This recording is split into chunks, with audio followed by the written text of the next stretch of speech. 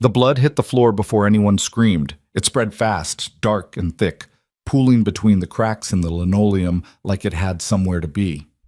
A man was down near the triage bay, a second one crumpled against the nurse's station, and somewhere in the corridor beyond the double doors, a third was making a sound that didn't belong in any hospital. Staff were pressed behind overturned carts. A doctor was on his knees with his hands laced behind his head. Every trained professional in that emergency room had frozen solid.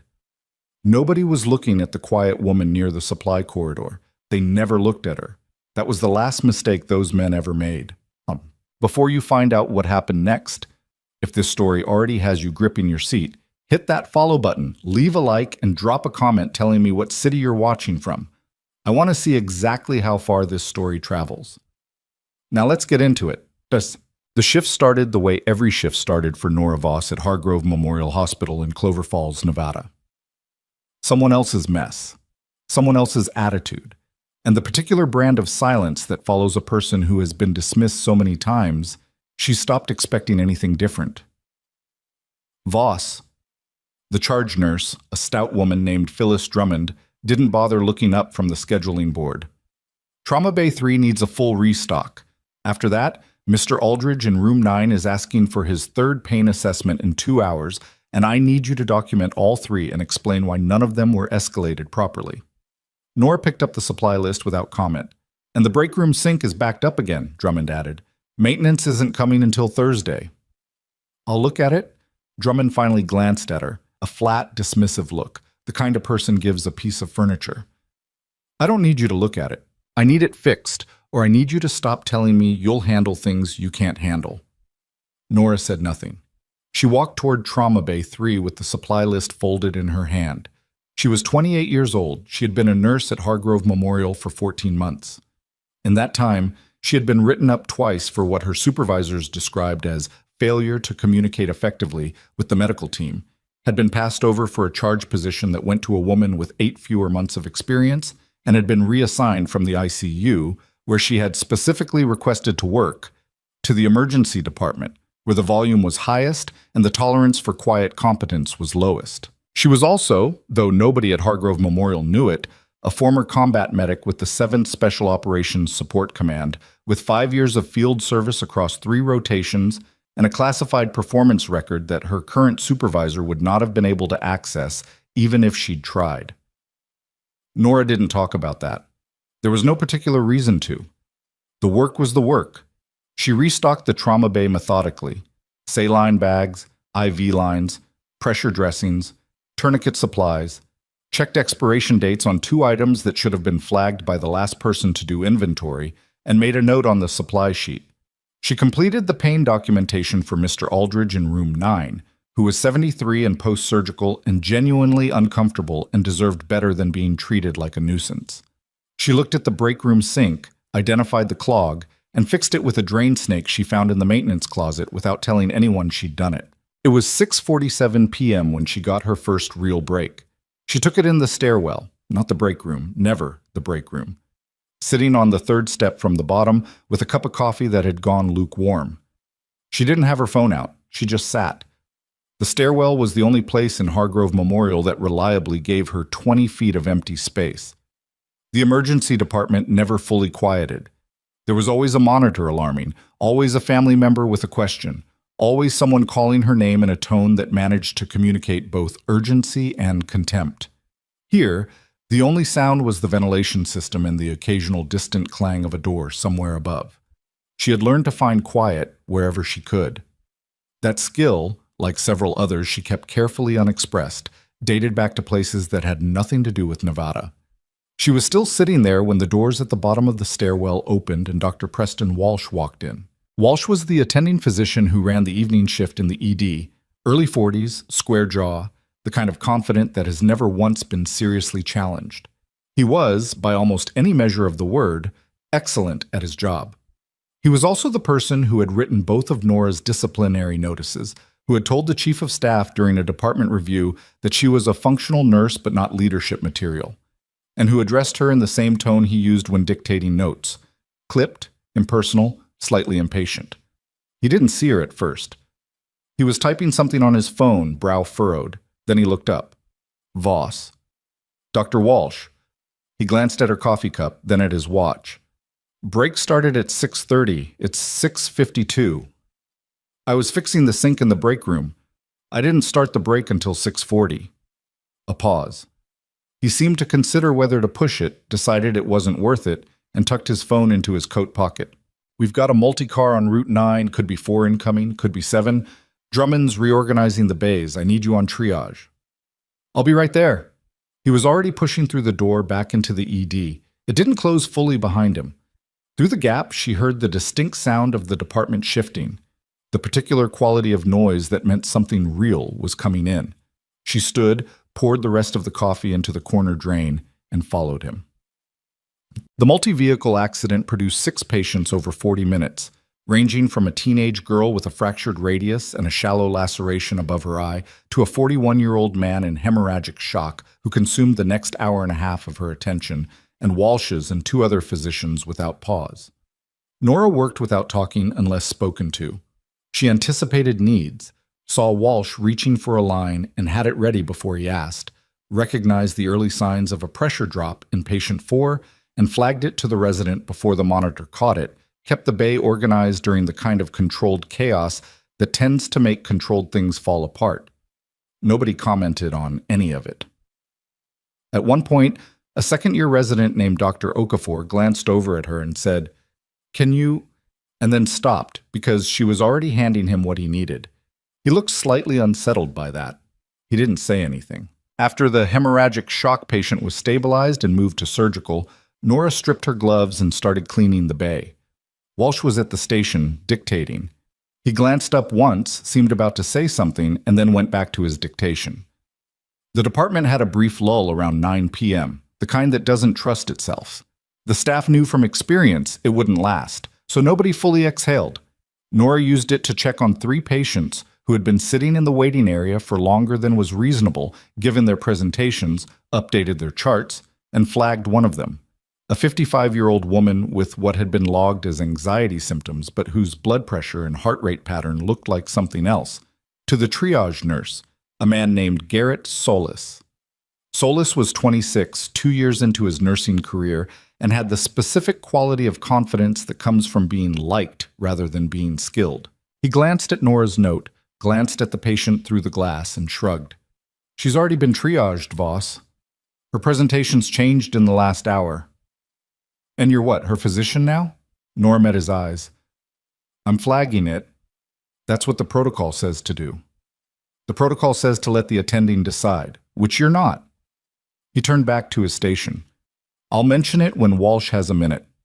She held still for exactly 2 seconds. Then she went directly to Walsh. Walsh, to his credit, acted on it immediately.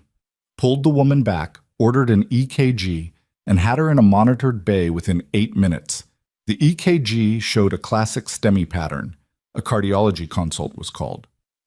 The woman was in the cath lab 40 minutes later. Walsh didn't thank Nora. He didn't acknowledge the catch at all, not in front of anyone. What he did do was look at her for a moment with an expression she couldn't quite classify, not quite respect, not quite discomfort, and then turn away. Solis didn't speak to her for the rest of the shift. She didn't expect him to. It was near the end of the shift, around 11:15, when the night cracked open. The first sign was a man walking into the ED through the ambulance bay entrance rather than the main doors. That alone wasn't unusual. What was unusual was that he was holding his left arm at an angle that suggested a wound rather than an injury, the tight, controlled way someone holds a part of themselves they don't want examined. He was dressed in civilian clothes, but there was something in his posture, in the way his eyes went immediately to the room's corners and exits, rather than to the reception desk, that took a specific kind of experience to recognize. Nora recognized it. She was at the supply corridor entrance, 12 feet away, and she stopped moving. The man reached the desk. Solis leaned forward. There was a brief exchange. The man said something. Solis said something back, and then the man's hand moved below the desk line, and the sound that followed was not loud, but it was absolutely clarifying. The metal-on-laminate sound of a weapon being set down with purpose. Not drawn, set down, which meant it was a message, not an action. Not yet. Nora's hand was already at the supply closet door handle. More came through the ambulance bay. 4 of them, moving with the same studied casualness that didn't fool her for half a second. One moved toward the waiting area. One moved toward the corridor that led to the inpatient bays. One went to the secondary nurses' station. The 4th stood at the ambulance bay doors with his back to the room, watching the parking lot. The ED had approximately 19 staff members on the floor, 32 patients in various stages of care, and 11 family members in the waiting area. Walsh, at the central station, had gone completely still. Drummond had backed herself against the medication cart and was breathing through her nose in short, rapid pulls. The man at the desk, the one with the wound, spoke again, louder now. His voice carried clearly across the suddenly silent department. "Nobody needs to get hurt. We need the patient in Bay 7. Give us 2 minutes with him and we walk." Bay 7 was a 29-year-old male who had come in 3 hours ago with 2 gunshot wounds to the torso, who had been stabilized by Walsh and a trauma surgeon named Dr. Adele Frost, and who had 2 uniformed police officers stationed outside his bay on direct orders from the Clover Falls PD. The man in Bay 7, according to what had filtered through the department in the way things always filter through emergency departments regardless of official information controls, was connected to a trafficking network operating out of the eastern part of the state. The 2 police officers outside Bay 7 were, at that moment, being managed by 2 of the gunmen who had come in through the back. Nora was inside the supply closet. The door was closed. The light was off. She stood completely still in the dark, listening. The sounds of the department reorganized themselves in her mind the way terrain does when you've been trained to read it as a tactical problem. Not floors and corridors, but angles and distances and bottlenecks. The 4 visible gunmen, the 2 at the back managing the officers. Possibly more outside? 6 minimum, probably more. Her hands weren't shaking. That was the thing nobody would have predicted. Her hands were absolutely steady, but her chest was a different matter. The supply closet smelled like antiseptic and clean linen, and the inside of a specific type of darkness that she associated with places that were not hospitals, bunkers, corridors, the back of transport vehicles, and environments where the air itself felt hostile. Her heart rate was elevated. Her breathing was controlled because she had forced it to be. She had not been in a situation like this in nearly 4 years. She had worked very hard to make sure she never would be again. From outside the closet, she heard Drummond say in a voice stripped of everything except fear, "You need to understand, there are patients in critical condition in this building." "Bay 7, the lead gunman repeated. "That's all we're asking for." "That patient is post-surgical. Moving him could—" "Lady, I'm not asking." Drummond went quiet. A beat. Then Walsh's voice, and the thing about Walsh, the thing Nora had noticed in 14 months of working beside him, was that the man did not scare easily. He was good under pressure in the clinical sense. This was not the clinical sense. "What you're describing," Walsh said carefully, "is removing a patient who is currently on 3 drips and a cardiac monitor. If he's moved without proper, then we'll move him improperly." Silence. Nora's hand found the edge of a shelf in the dark. Her fingers moved along it without sound. Gauze rolls, tape, saline flushes, scissors. Not the type of scissors that helped anyone. She moved her hand further. The trauma shears were on the second shelf, right side, where she'd put them herself during the restock 4 hours ago. She picked them up. They were 7 inches of hardened stainless steel with a serrated lower blade designed to cut through clothing, seat belts, and tactical gear. They were not a weapon, except that everything is a weapon, given the right training and the right desperation. She was not desperate. That was the other thing nobody would have predicted. She was not afraid in the way people expected fear to look. She was, and she recognized this with something like resignation, like a door opening in a house she thought she'd locked, operational. The switch had flipped. She hadn't thrown it, but it was thrown. She pressed her ear to the door. 2 voices near the triage desk, roughly 20 feet to her left. 1 voice near the corridor entrance. That would be the one guarding the back route to the monitored bays. The one at the ambulance doors was 4, maybe 5 seconds from her position if she moved quickly. She calculated this without emotion.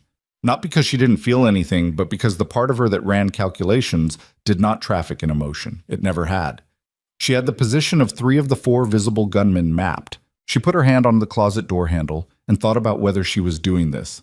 She thought about it for approximately 1 second.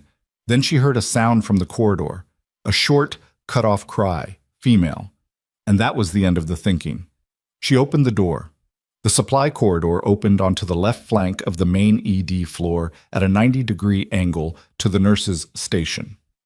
The ambient light was low. The department had been forced onto reduced lighting at some point, probably by one of the gunmen trying to increase their visual control of the space. It worked against them the moment she stepped out. She was 15 feet behind the gunmen at the corridor and entrance before he heard anything. She knew she had perhaps 3 seconds before one of the others spotted the movement. She moved in a straight line, low and fast. And the thing about trauma shears that makes them effective for what she used them for is the weight of the handle and the fact that 7 inches of steel traveling at speed, driven by the base of a trained hand rather than the edge, lands with a specific kind of force against the base of a human skull that is reliably conclusive. The man went down without making a sound that carried. She caught him, lowered him, had his weapon, a semi-automatic pistol, suppressor equipped, 1 round already chambered, in her hand in under 4 seconds. She pressed herself flat against the corridor wall. Across the main floor she could see Walsh. He was looking in her direction. His face had gone from controlled fear to something she didn't have time to interpret. She looked away from him. 3 visible gunmen remaining on the floor, 2 more at the back with the officers, possibly others she hadn't placed. She moved deeper into the corridor. The sound she'd heard, the cut-off cry, had come from exam room 2, which was the 3rd door on the right. She reached it in 8 seconds, stayed flat to the wall beside the doorframe, and listened for 2 full seconds before she moved. What she heard was one voice, male, mid-range, irritated, and underneath it, the sound of someone else in the room trying very hard not to make noise. She went through the door low and fast, and the gunman inside did not have time to process what he was seeing before she put him down. The person in the room was Lena Marsh, a 24-year-old nursing assistant who had been hired 6 weeks ago and who had spent most of those 6 weeks being told by Solis and 2 of the senior nurses that she was too slow and too soft for emergency medicine. She was pressed into the corner beside the exam table with her knees pulled up and her hands over her mouth. She stared at Nora. Nora looked back at her. "Don't move. Don't make noise. Get under the exam table and stay there until you hear all clear." Lena stared. "Lena." Nora kept her voice flat and low. "Under the table. Now." Lena moved. She was shaking so badly her knees knocked against the table leg, but she moved. Nora pulled the door closed behind her and turned back to the corridor. 4 down. At least 4 remaining. The ED was quiet in the way that means everyone is holding their breath. She checked the suppressor on the weapon in her hand, confirmed the safety position, and moved toward the T-junction at the corridor's midpoint. Behind her, somewhere in the main bay, she heard the lead gunman's voice again. Different now, faster, scanning, saying something to one of the others that she couldn't quite make out. They'd noticed something was wrong. She increased her pace. The T-junction led right toward the monitored bays and left toward the trauma corridor. Bay 7 was to the right, 60 feet, 2 doors, and whatever was left of the 2 officers who had been stationed there. She turned left. Not toward the patient, toward the position she needed. She had been in this building for 14 months. She knew where the secondary security station was, where the emergency intercom panel was, where the backup communications terminal was that most of the staff didn't know existed because it was behind a panel in the trauma corridor that looked like a maintenance access point. She found it in the dark without hesitating. She pulled the panel open, found the handset, and pressed the emergency transmit key.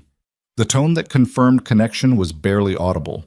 She spoke in the clear, flat cadence of someone who has called in situations like this before, though she had worked very hard to believe she never would again. Hargrove Memorial Emergency. Active hostage situation. Multiple armed subjects. Gunshot casualty potential. Requesting immediate law enforcement response and tactical support. Subjects number at least 6. Semi-automatic weapons. Suppressor equipped. 1 subject neutralized, 1 incapacitated. Civilian and patient population inside. I need you moving now. She released the key, replaced the handset, closed the panel. Somewhere in the building, a door opened hard. They knew now. Or close enough.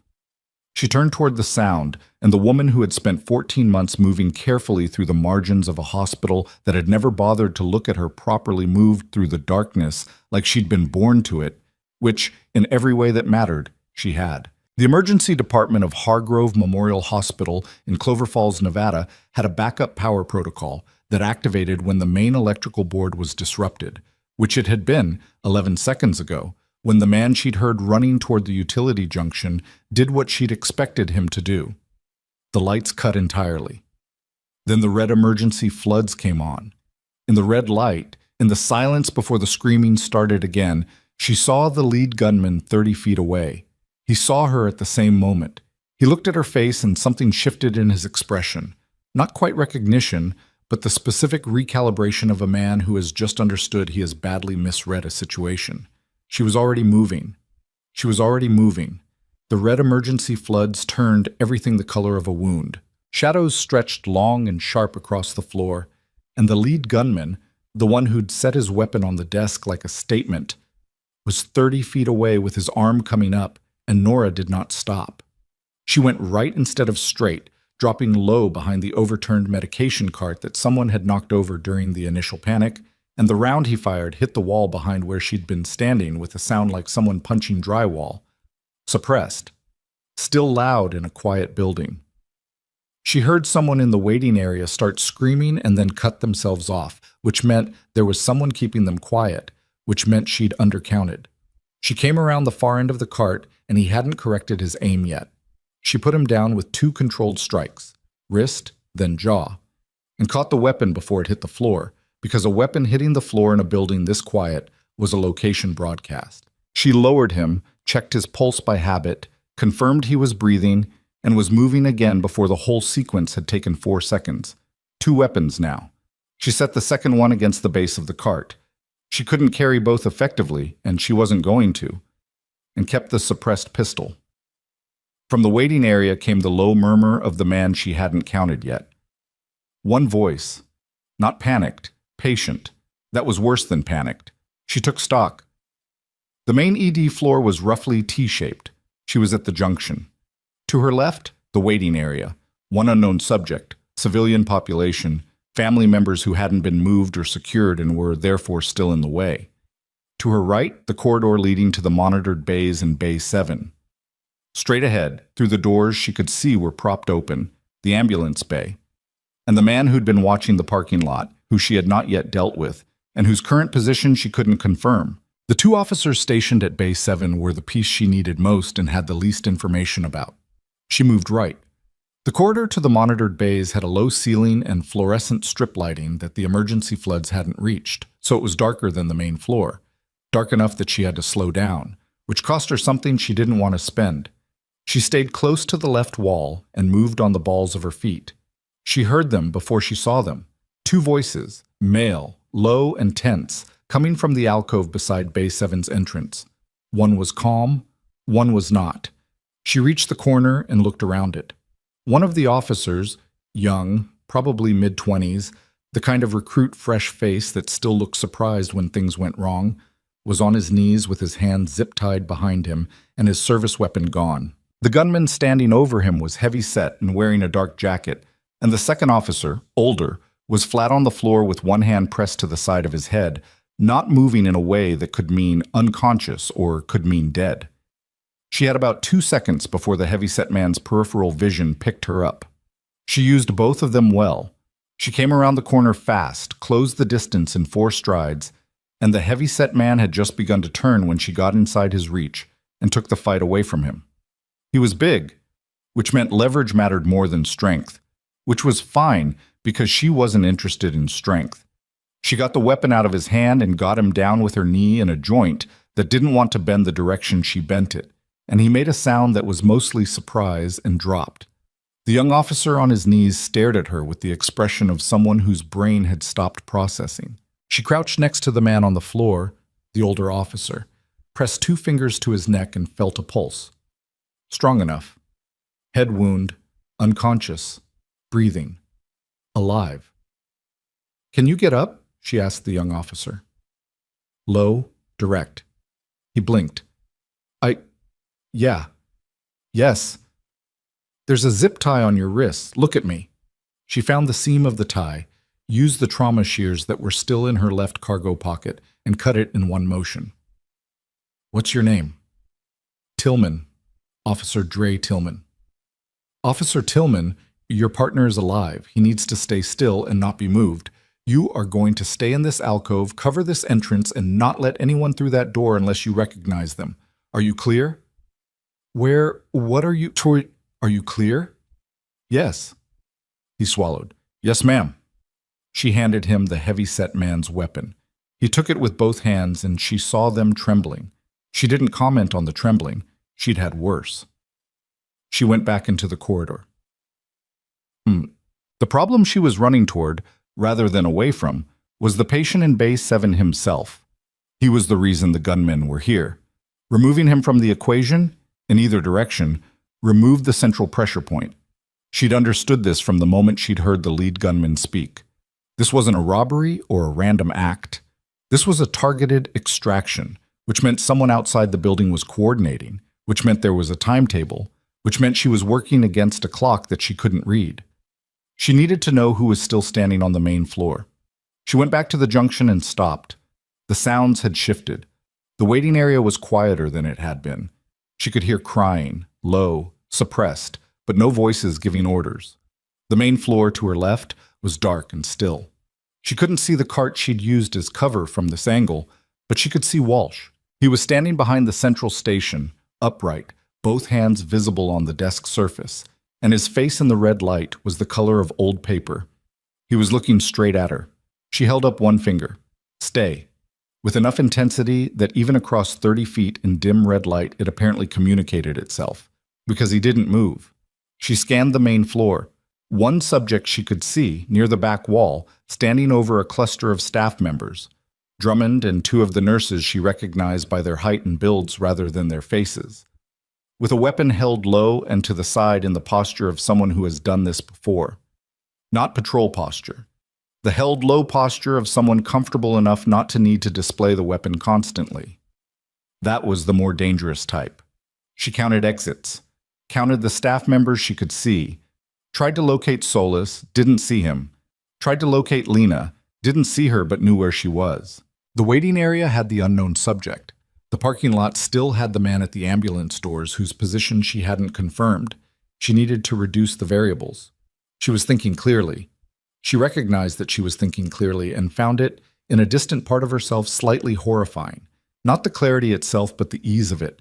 The way the part of her brain that did this had come back online after 4 years with the casual reliability of a machine that had never actually been off, just waiting. She hadn't wanted this. That was the truth. Whatever had happened to her in 14 months at Hargrove Memorial, the write-ups, the passed-over promotions, the way Drummond spoke to her and Solis looked through her, and Walsh evaluated her contributions by the metric of someone who had already decided what category she belonged in, none of it had ever made her want this.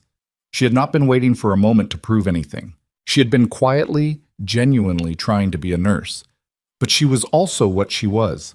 And there were 19 staff members and 32 patients in this building, and wanting things to be different did not make them so. She moved. What?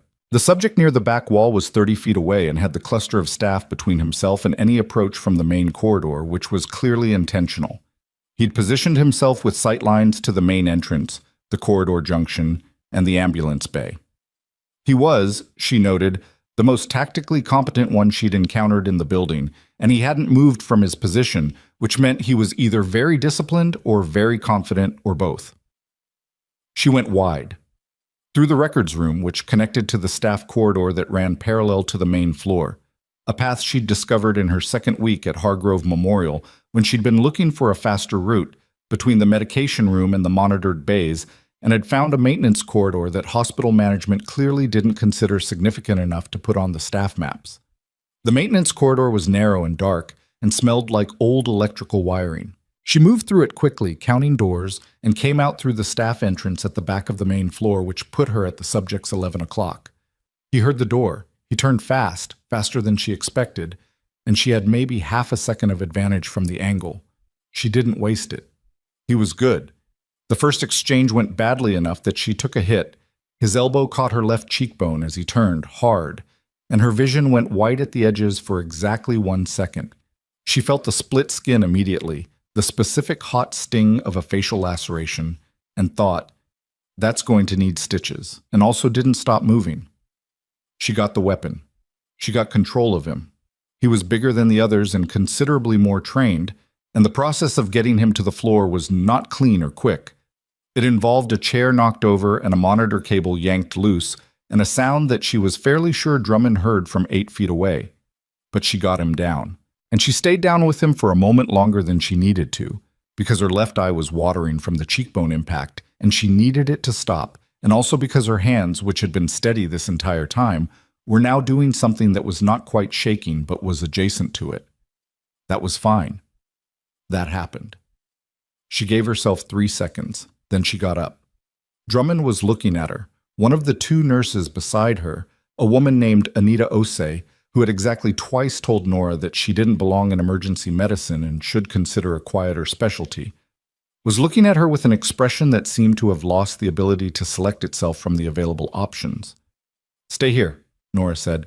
"Don't move toward the main entrance." Drummond opened her mouth. "Ms. Drummond," Nora kept her voice even, "I need you to stay here and keep your people calm and quiet. Can you do that?" A long pause. Drummond nodded. It looked like the nod cost her something. Nora turned toward the waiting area. The waiting area subject was not where she expected. She came through the connecting door low, confirmed her entry angle, and found the waiting area side.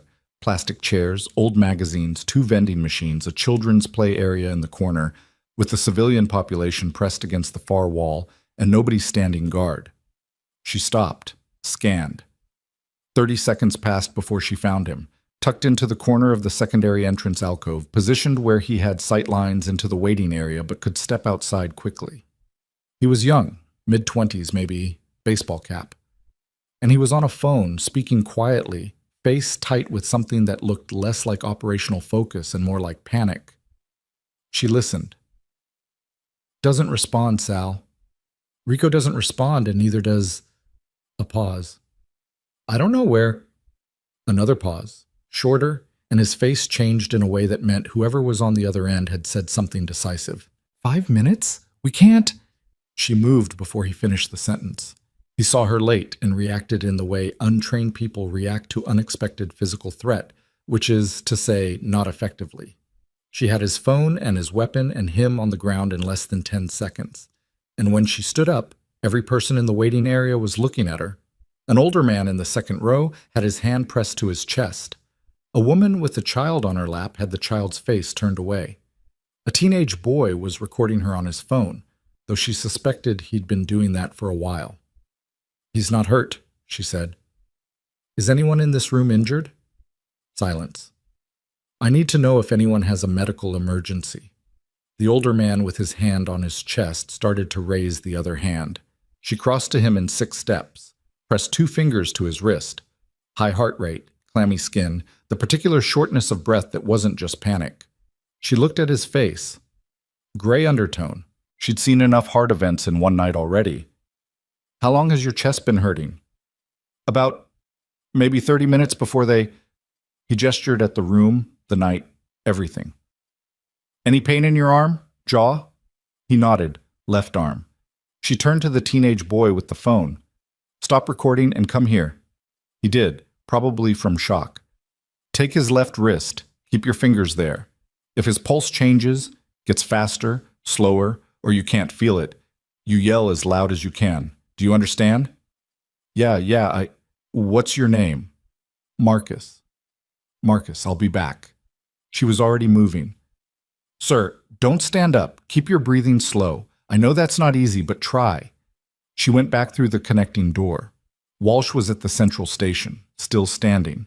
He'd moved from behind the desk and was standing in the middle of the floor now, which meant he'd made a decision she hadn't authorized, and she felt something between frustration and the reluctant acknowledgement that the man did not, in the end, freeze. I need a cardiac cart in the waiting area, she said, covering the distance between them quickly. Male, 60s, probable STEMI, 30-plus minute onset. Walsh looked at her face. At the cut on her cheekbone, she realized. You're bleeding. So was the guy in Bay 7, cart. He grabbed it himself and moved toward the waiting area. She let him. The cardiac event was a defined problem with a defined protocol, and Walsh was exactly the right person for it. She had a different problem. She turned to the ambulance bay doors. The man she hadn't been able to place yet was somewhere between here and the parking lot, and whoever had been on the phone with the young man in the waiting area had said 5 minutes. She didn't know 5 minutes from when. She pushed through the ambulance bay doors. The loading dock was lit by 2 exterior floods and smelled like exhaust and night air, cold enough that she registered it as a temperature change without feeling it as a thing that mattered. 2 ambulances were parked at the far end. A third bay was empty. The dock was maybe 60 feet end to end, and it was also empty. She moved to the edge of the dock, checked both angles to the parking lot, and found the man she'd been looking for. He was at the bottom of the dock steps, facing away from her, and he was on a radio. She could hear the channel crackle from 15 feet. He turned when she hit the 4th step. He was faster than anyone she'd dealt with inside. Turned and brought the weapon up in one motion, military-trained or close enough to it, and she had to move left and get inside the muzzle line, and the round went past her shoulder close enough that she heard the specific high-velocity snap of it and felt the air pressure. She got inside his guard. The struggle was short and ended with him face down on the dock, and her knee in his back and the radio in her hand. The radio was still transmitting. From the speaker. Vargas? Report. Vargas. We are on timeline. Respond. She pressed the transmit key and said nothing. A pause. Then, what's your status? Respond now. She released the key. Another pause. Then, in a different voice, older, harder. Abort. All units abort. Pull back. She stood up. The cold air from the parking lot moved across the dock. Somewhere beyond the lights, she could hear vehicles. Engines idling. The particular sound of things about to leave quickly. The coordination she'd suspected. Someone outside with a vehicle and a timetable, and the information that things had gone wrong. She looked out at the dark parking lot. It was over.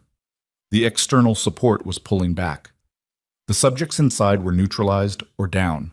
Bay 7's patient was still in his bay, still alive, still the problem that was going to be someone else's to solve in a way she had no jurisdiction over. The 2 officers were, Tillman was standing, the other was alive. The staff were, she needed to check every room. She needed the cardiac cart in the waiting area. She needed to know if Lena was still under the exam table in room 2. She needed, she realized, with the particular exhaustion of a person who has been running on something other than ordinary adrenaline, to sit down. Not now. But the need existed. She turned back toward the ambulance bay doors. Behind her, in the parking lot, she heard the vehicles moving, fast, then gone. She didn't look back. She went inside. The emergency department of Hargrove Memorial was quiet in a way that had changed character. Not the held breath quiet of before, but the aftermath quiet. She moved through it efficiently, checking rooms, confirming locations.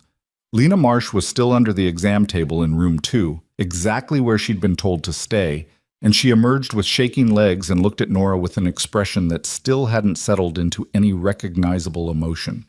Drummond was standing exactly where she'd left her, which Nora appreciated more than she had expected to.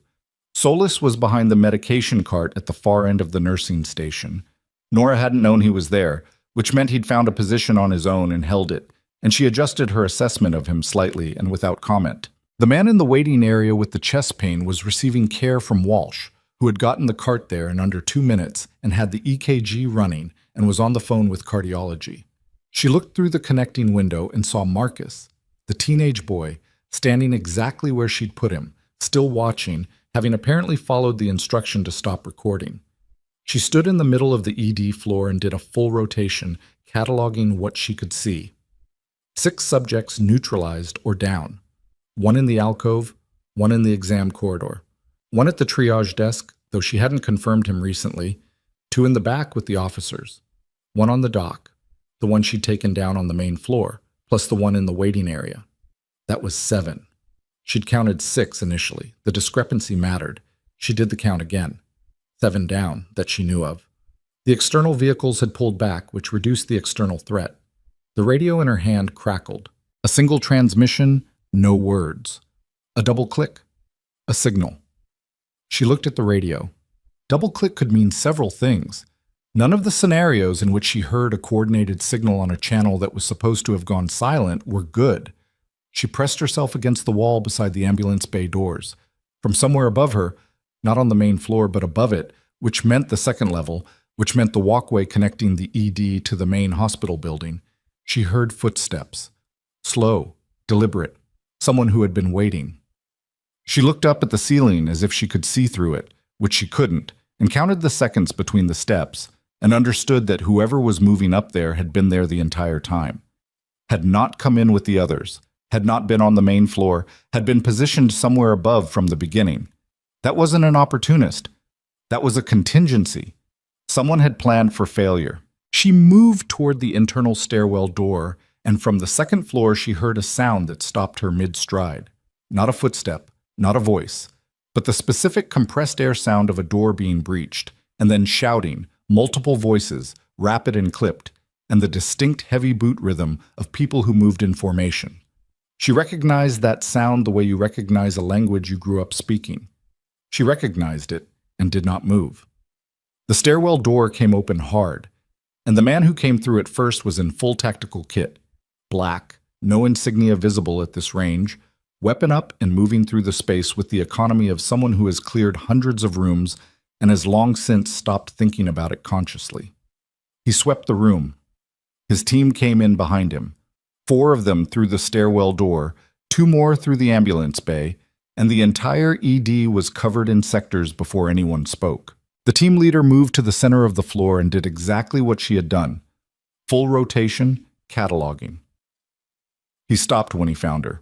She was standing against the wall with the suppressed pistol in her right hand, muzzle down, and the radio in her left hand, and she was bleeding from the cut on her cheekbone, and she was looking at him.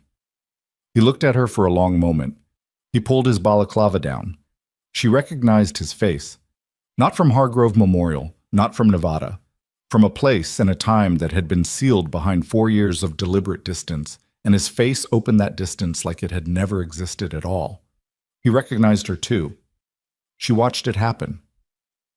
His expression went through several things very quickly.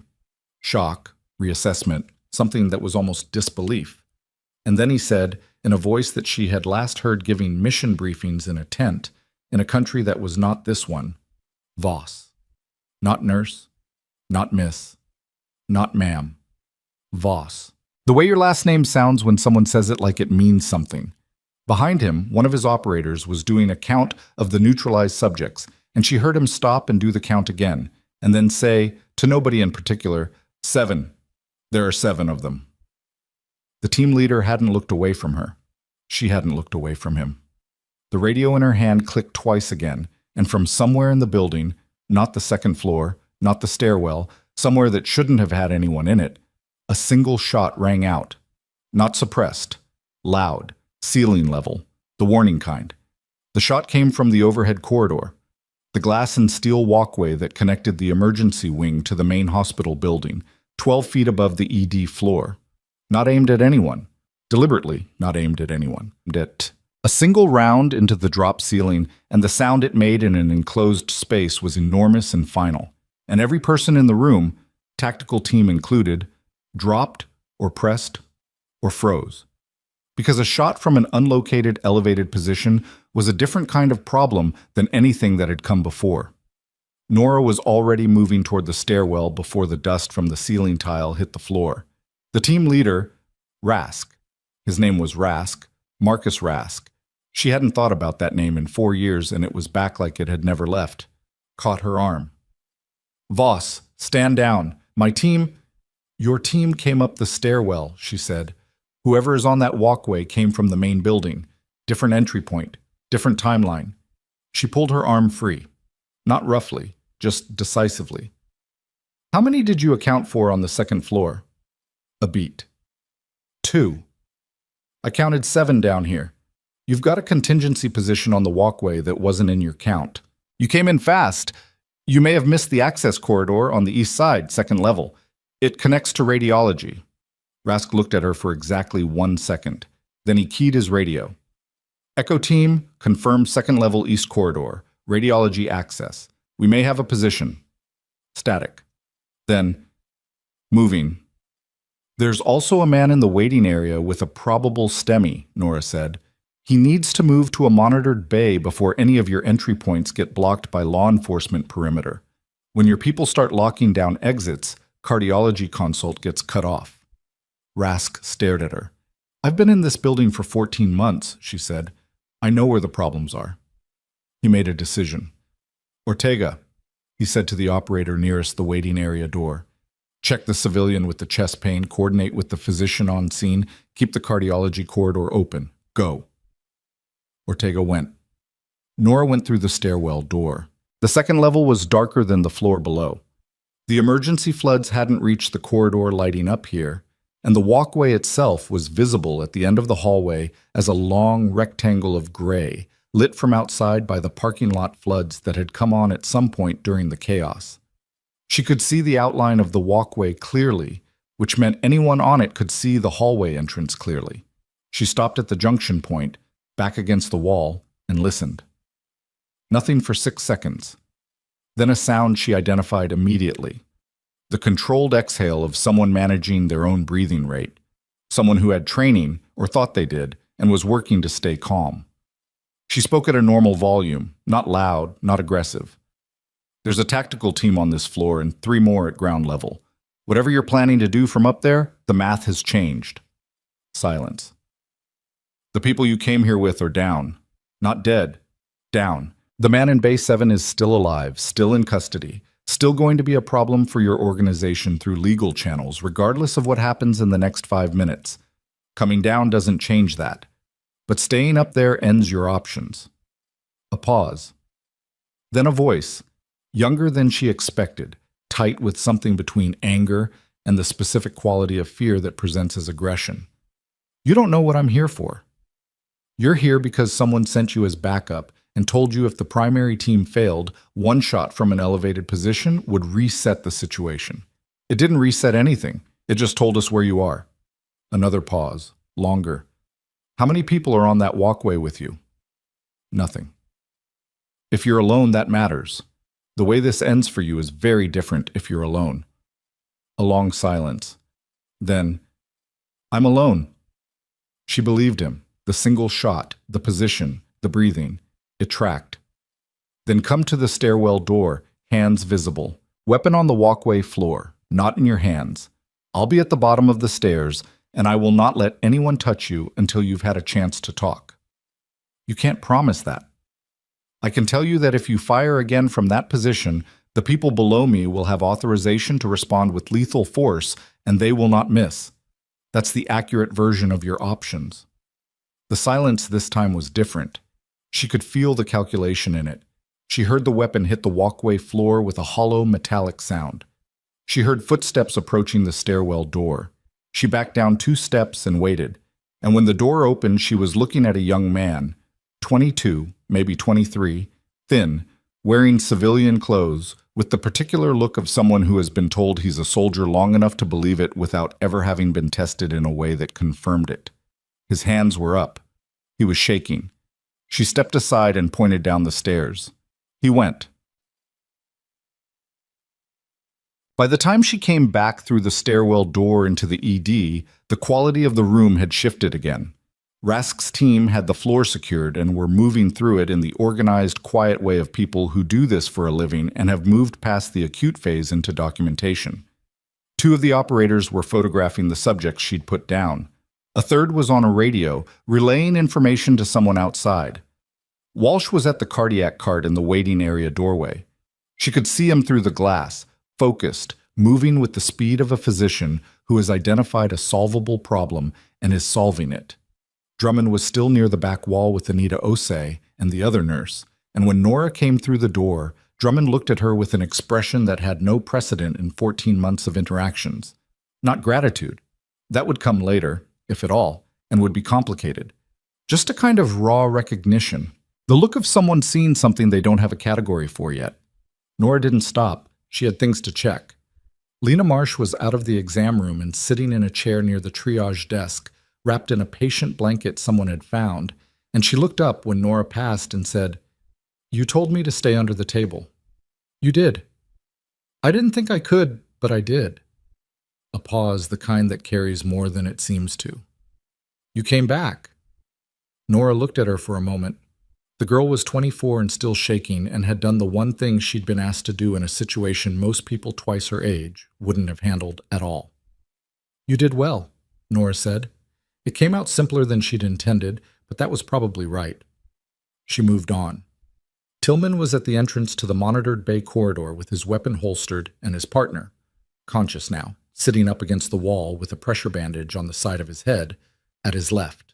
He looked at Nora when she approached and seemed to want to say something and couldn't land on it. "Paramedics need to look at your partner's head," she said.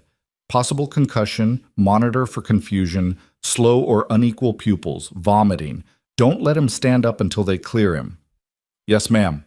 "Then, what are you—" "A nurse," she said.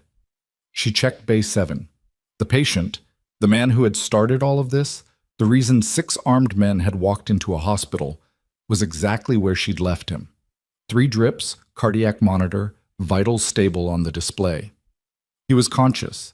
He was looking at the ceiling with the careful blankness of someone who knows exactly what kind of trouble he's in and has decided the optimal response is to produce nothing for anyone to read. He looked at her when she appeared at the bay entrance. She checked his vitals on the monitor. Unchanged. Confirmed the IV lines were intact. The drips were running correctly. She adjusted the angle of one line that had been pulled slightly, probably during the movement outside his bay, and checked the dressing on his torso. Still intact, no bleeding through. He watched her do all of this. "You're the one," he said finally. His voice was low, rough from the intubation he'd had on arrival. She didn't answer. "I want to talk to someone, Wob," he said. "Whoever's in charge." "That's not a medical request. I've got information about who sent those men." She finished checking the dressing. "Tell the investigators when they get here. You'll have more audience than you want inside the hour." She left the bay. Rask was waiting for her at the nursing station, without his team around him, which was a deliberate choice she registered immediately. He was standing with his arms at his sides and his balaclava off, and he looked, without the kit framing his face, more like the person she'd known before than she'd been prepared for. Broader in the jaw. More tired around the eyes. The particular tiredness that accumulated in people who did what he did and didn't stop doing it. "Voss," he said. "Rask." He looked at the cut on her cheekbone, which was still bleeding slowly. She'd forgotten about it, functionally, though the sting had been present the whole time. He reached into his kit, produced a folded piece of sterile gauze, and held it out. She took it, pressed it to the cut. "I need to know the full count," he said. "Walk me through each one." She did. 7 subjects, their positions, the sequence, the method, the current status of each one. He listened without interrupting, which was something she'd always appreciated about him. The man could actually listen, which was rarer in her experience than it should have been. When she finished, he said, "The one on the walkway said you told him he'd get a chance to talk before anyone touched him. He came down voluntarily. That matters for what comes next." Rask nodded slowly. "You know I'm going to need your full statement, everything from the first contact. I know, and your background is going to come out. There's no version of this that doesn't." She looked at him. "I know that too." He seemed to want to say something beyond procedural. She could see it in the slight tension around his mouth, the way his hands weren't quite relaxed despite the deliberately neutral stance, something that might have been an apology, or something adjacent to it, for a series of events that went back further than tonight. She didn't give him the opening. "The STEMI in the waiting area needs a cath lab within 90 minutes, or we're looking at significant myocardial damage," she said. "That has to be the first thing." He pulled out his radio etretat. The next 40 minutes had the quality of aftermath, the specific controlled chaos of an incident resolving itself into paperwork and logistics and the thousand procedural requirements that exist precisely because incidents like this cannot simply end. Law enforcement arrived in force. The Clover Falls PD, then county sheriff units, then 2 vehicles she recognized as federal from the antenna configurations alone. The perimeter went up. The waiting area was rerouted. The STEMI patient was moved to a cardiac room, and Walsh was on the phone with cardiology when she passed, and she heard him say 42 minutes from onset identification with a precision that indicated he was already building the documentation. Drummond managed the staff with a competence that Nora noted without surprise. The woman was not kind and was frequently petty and had never been fair in her allocation of tasks, but she was genuinely good in an emergency, which was not nothing. The staff themselves were in various stages of processing. Some were giving preliminary statements to officers. Some were tending to patients who had been left unattended during the incident and who had needs that didn't pause for hostage situations. Anita Osei had found a patient in room 4 who'd missed her last dose of anticoagulant and was handling it efficiently. Solis was at the triage desk, apparently physically uninjured, filling out intake forms with the mechanical focus of someone whose hands needed to be doing something routine. He looked up once and met Nora's eyes, and she could see him doing the calculation of what he'd seen tonight against the architecture of his existing assessment of her. She didn't wait for the result. She had other things to do. The cut on her cheekbone needed attention. She knew this because it had bled through the gauze twice, and the left side of her face was beginning to stiffen in the way that meant swelling was setting in around the cheekbone impact.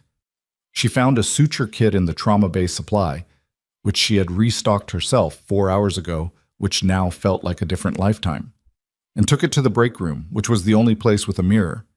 She sat on the counter beside the sink and worked by feel in the small mirror above the faucet, and it took her longer than it would have taken someone else to do it on her because the angle was bad, and her left hand was less steady than her right, and she was tired in a way that was starting to show around the edges. She got 3 sutures in, which was enough for a cut that length. They weren't pretty. She wasn't aiming for pretty. Walsh came in when she was tying off the 3rd one. He stopped in the doorway, looked at what she was doing, looked at her hands. "That needs more than 3, he said. "It'll hold." "Voss." He came in, took the suture kit, and pulled a stool up to the counter without asking. "Sit still." She sat still. It was easier than arguing, and her depth perception on the left side was compromised enough that she'd known the sutures she'd placed were adequate but not correct. He worked in silence for a moment. He was good with sutures. Fine motor precision was one of the things that made him a genuinely excellent emergency physician. The facility with small, exact movements that some doctors had, and some didn't, regardless of experience. She felt the needle, felt the pull of each tie, and stared at the middle distance. "The woman in the waiting area," he said. 47 years old, STEMI. "You called it in what, 10 minutes from onset of presentation?" "About that." "Cath team says we had maybe 20 minutes left on the window." He tied off the 4th suture. "She's going to be fine." Nora said nothing. "The man in Bay 7 would have died if they'd moved him," Walsh said. "You know that. His drips were titrated for his current BP, moving him with a chest drain in place in the hands of people who weren't watching his pressure. Yeah. He'd have decompensated inside 10 minutes. Walsh put the last suture in. "I wrote you up twice," he said. She didn't answer. "Once for what I called poor team communication, and once for—" He stopped. Neither of them were accurate. She looked at his reflection in the mirror. He was looking at his hands, at the suture kit, not at her. "You don't need to—" "I'm not apologizing," he said, which surprised her into silence. "I'm telling you what I did because you deserve an accurate account of it. What I called poor communication was you working 3 steps ahead of people who should have been able to follow you and couldn't. I didn't understand that at the time. I do now." He set the kit down. "The second write-up," he said. "I'll retract it." She looked at him directly. He was uncomfortable, that was clear, in the way that people are when they've made a decision to do something right and are finding it harder than they expected. It wasn't a clean admission, and it wasn't particularly graceful. It was real, which was more than she'd anticipated. "Thank you," she said. He stood up, moved toward the door, and then stopped. "Who are you?" he said. Not unkindly, more like the question had been building pressure and had found an exit. She considered. Someone who's been trying to be a nurse, she said. That part was real. He nodded once, the way people nod when they're accepting an answer without fully understanding it, and left. She was back on the floor 12 minutes later because there was still work to do. There was always still work to do. The subjects she'd put down had been removed from the building by federal personnel, which simplified the floor substantially. Law enforcement was managing the external perimeter. The patients who had been displaced during the incident were being returned to their appropriate care settings. Lena Marsh had been convinced to eat something from the vending machine and was on the phone with someone who was presumably her mother, talking in a low voice with the particular relief of a person who has survived something and is only now beginning to believe it. Nora was charting in the trauma bay when Rask found her. He came in with a woman she didn't recognize, mid-40s, civilian clothes, the bearing of someone whose authority didn't require a uniform to communicate itself. She had a federal ID on a lanyard and the kind of stillness that meant she'd been in rooms where things went wrong before. "This is Agent Diane Farrow," Rask said. "She's the lead on the Bay 7 investigation." Farrow looked at Nora with the particular directness of someone taking inventory. "You're Nora Voss?" "Yes." "You've been employed as a staff nurse at Hargrove Memorial for 14 months. "Yes." Farrow glanced at the sutures on Nora's cheekbone, at the dried blood on her uniform collar, at the chart she'd been filling out. "And before that?" "That's in my service record." "I know what's in your service record. I read it on the way here." A pause. "I want to hear it from you." Nora set the chart down. She thought about the 14 months, the write-ups, the break room and the stairwell and the cold coffee, and the twice-daily calculation of whether this was sustainable, and the answer always coming back to, it's work, and the work is real. So yes, she thought about Lena under the exam table. The man in the waiting area who was going to keep his heart because someone had looked at him twice. The officer on the floor with his head wound, alive. "I was a combat medic," she said. 7th SOSCOM. 5 years, 3 rotations. My last assignment was medical operations lead on a special operations task force. She paused. "I left 4 years ago. I went through nursing school because I wanted to do something that didn't have a body count attached to it." Farrow absorbed this without visible reaction. "The subjects you neutralized tonight, 7 of them, several with specific technique markers that our team's been trying to identify, that's not nursing school. No. That's something that takes years to build." "Yes." Farrow looked at her for a moment, not with suspicion, with something closer to the careful attention of someone assembling a picture. "The man in Bay 7, she said. "He spoke to one of my agents 20 minutes ago, voluntarily. In exchange for consideration, he's offering information about the network that sent those men tonight." A pause. "He said the only reason he decided to talk was because you told him the investigators would hear him out. He said, and I'm quoting here, 'The nurse talked to me like I was a person.'" Nora didn't respond to that. "There are people in my office," Farrow continued, "who've been trying to get inside this network for 16 months. You got us a cooperating witness in 4 hours by doing your job." She tilted her head slightly. "Your actual job." A pause settled over the bay. From outside, through the door she'd left open, Nora could hear the department, the monitors, the voices, the ordinary sounds of work continuing, the way it always continued. A nurse calling down the corridor, a monitor alarming briefly and then stopping. Drummond's voice, clipped and competent, somewhere near the station. "Ms. Voss," Farrow said, "I'm going to need you available for a full debrief tomorrow morning. We're also going to be speaking with hospital administration about several things that came to our attention during the initial review of your employment record." Nora looked at her. "What things?" Farrow's expression didn't change, but something shifted in it. A controlled precision in the way she chose her next words. "The disciplinary records, the staffing decisions, some communications that your administrators may not have expected to be reviewed by federal investigators tonight."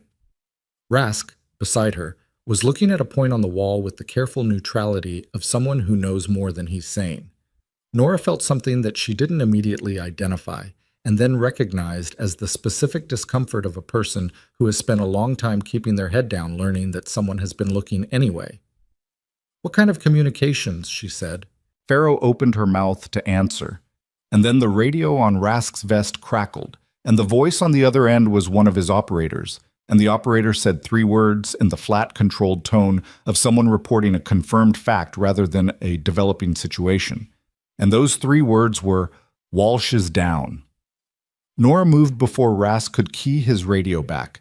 She was through the trauma bay door and into the main corridor in 4 strides, and the operator's voice was still coming through the radio behind her. A second transmission, location, something about the medication room. And she was already processing the layout, counting the distance, because Walsh was down and she did not know what down meant, and the space between not knowing and knowing was the only thing she was focused on. The medication room was at the far end of the nursing station corridor, 60 feet from the trauma bay. She covered it in under 10 seconds.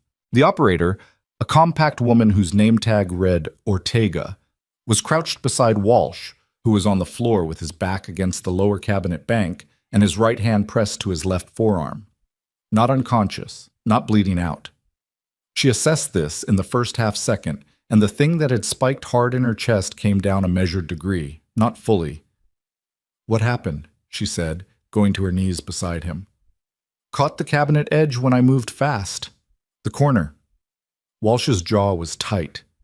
He moved his right hand enough for her to see the forearm. A deep laceration, 4 inches, parallel to the radius, bleeding steadily and with the particular dark color that said it had hit something meaningful on the way in. "I didn't want to move it until someone who knew what they were looking at." She had her hands on his forearm before he finished the sentence. 2 fingers along the wound margins, feeling the depth and direction without pressing. She looked at his hand. "Make a fist." He did. Slow, incomplete, and his ring and small finger lagged. "Open it." Same lag. "Ulnar nerve involvement," she said. "Possible partial laceration.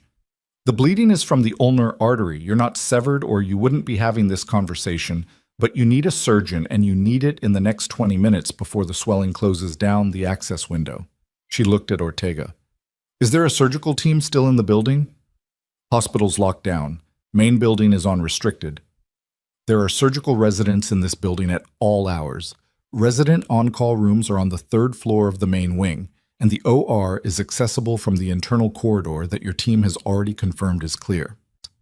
She was applying direct pressure as she spoke, Walsh's forearm between her palms, and he made a sound that was partly pain and partly the recognition of someone who had been working beside a person for 14 months without seeing what they were looking at. "I need someone to make that call now." Ortega made the call. Rask appeared at the door. He took in the scene. Walsh on the floor, Nora with her hands on his arm, the blood on the cabinet edge. He didn't ask questions.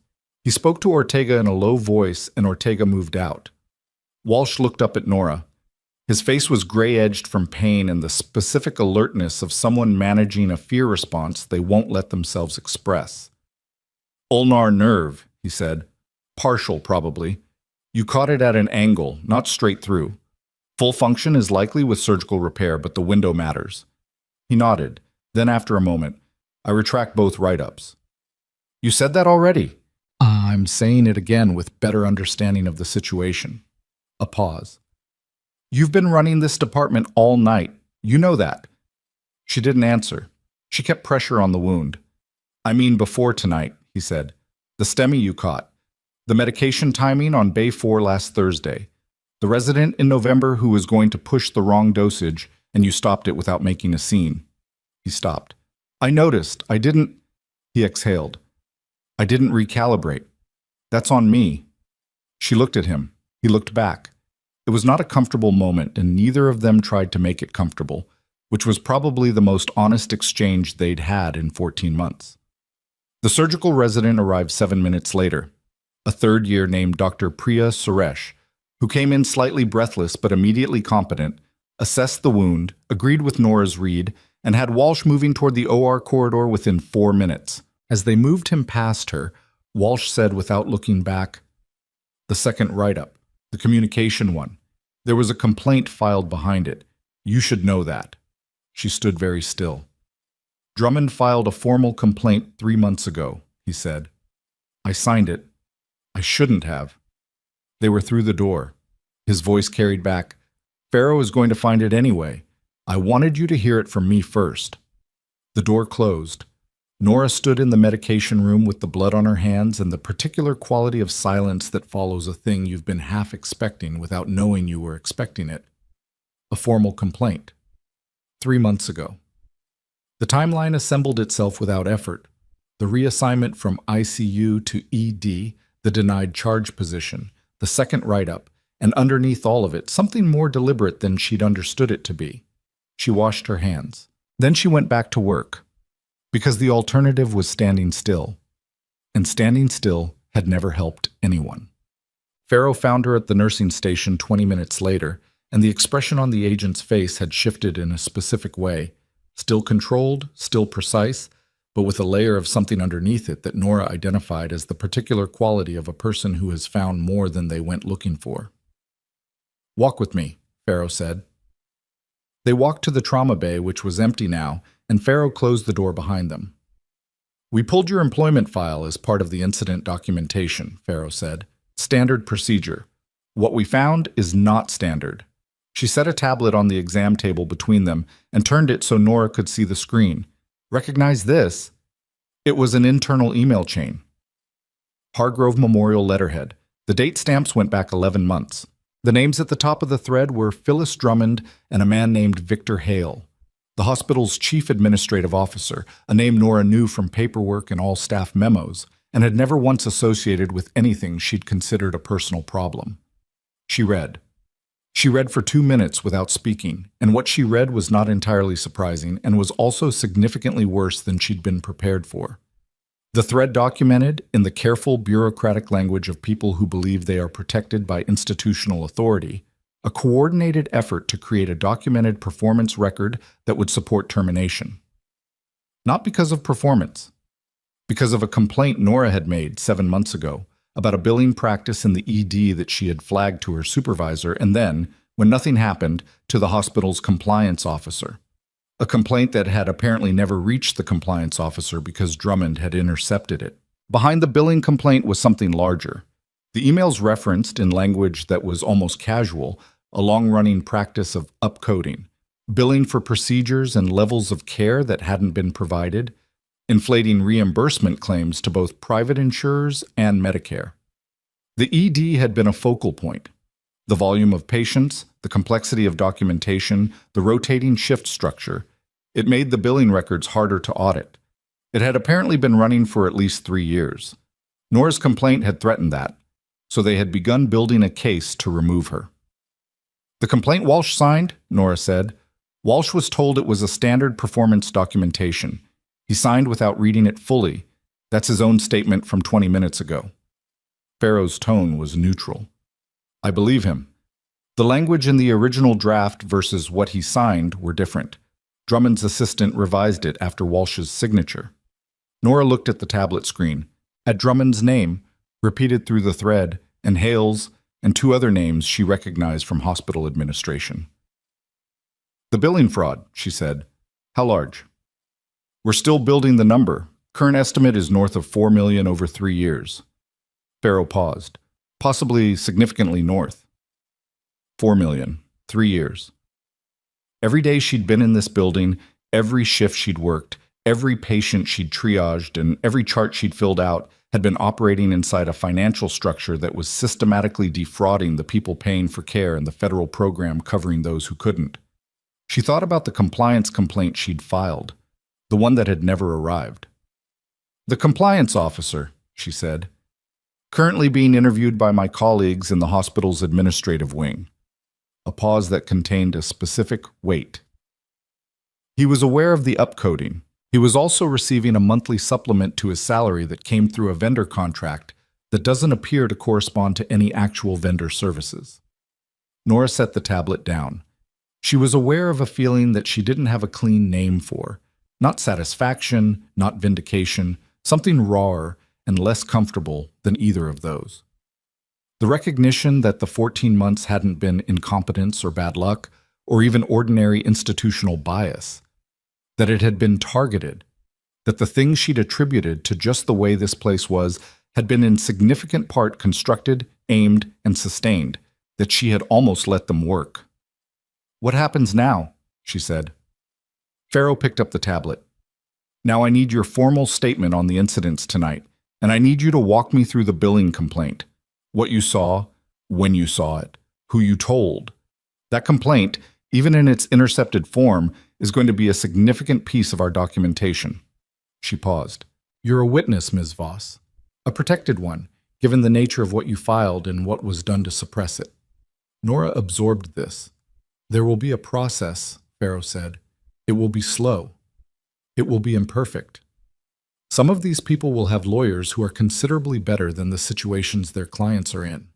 She said this directly, without softening it, which Nora appreciated. "But the federal fraud component is clean. The tampering with your complaint is documented in their own emails. The financial records are going to require a forensic accountant and 3 months minimum, but they're going to hold." A pause. "I'm telling you this," Farrow added, "because you deserve to know what you actually walked into 14 months ago." Nora looked at the closed trauma bay door. Through it, muffled, the sounds of the ED. Still running, still turning, still full of people who needed things. The specific resilience of a place that had been through something and was continuing regardless. "I need about 4 hours of sleep before I can give you a statement worth anything," she said. Farrow almost smiled. "We'll be here in the morning." She didn't get 4 hours. She got 90 minutes on a cot in the on-call room on the second floor, and she woke at 4:15 with the cut on her cheekbone throbbing and the immediate knowledge of where she was and what the day was going to require.